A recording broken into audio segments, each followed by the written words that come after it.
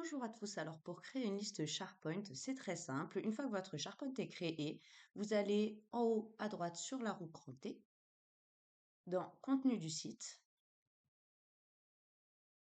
vous faites Nouveau ici et Liste.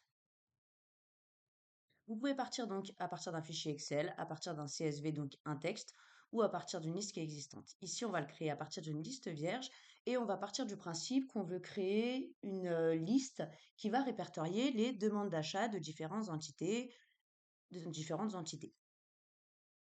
Hop, on va l'appeler demande d'achat et ensuite on clique sur créer.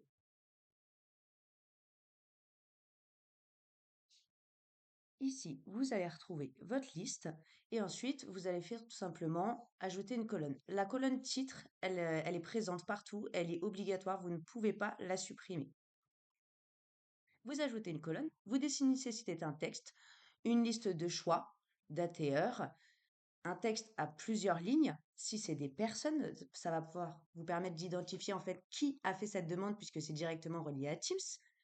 Un nombre, un choix oui/non, un lien, une devise, un emplacement, une image ou une métadonnée.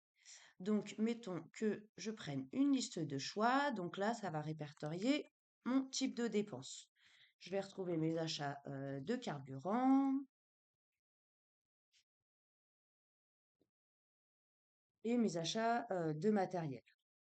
Je peux supprimer ces deux autres choix ou en rajouter un en cliquant ici.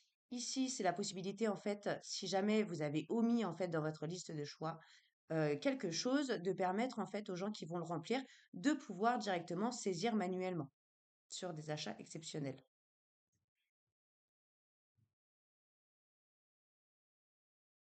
Elle va s'ajouter ici.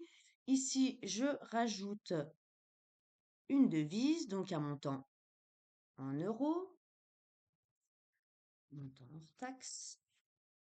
Ma devise, elle est automatique. La valeur par défaut, si jamais je veux mettre une valeur par défaut qui est égale à 0, par exemple.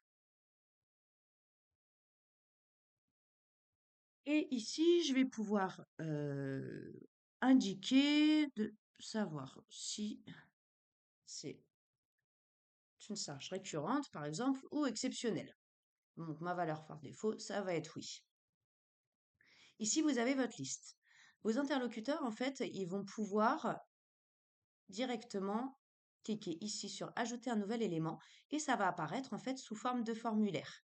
Donc là, je vais saisir que j'ai acheté du carburant pour un montant de 50 euros et c'est effectivement une charge récurrente. Ils vont pouvoir ici ajouter des pièces jointes qui peuvent être pas mal pour répertorier notamment toutes les factures et pouvoir justifier en fait du montant des achats en cas d'audit ou de contrôle. Ou encore, bien entendu, de justificatif. Ici, je vais rajouter donc du matériel pour un montant de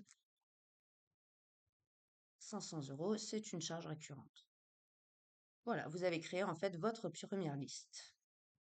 Pour pouvoir voir comment exporter cette liste automatiquement et comment la retraiter afin de pouvoir mettre en place un tableau de bord qui peut avoir plusieurs listes, je vous invite à vous abonner à ma chaîne.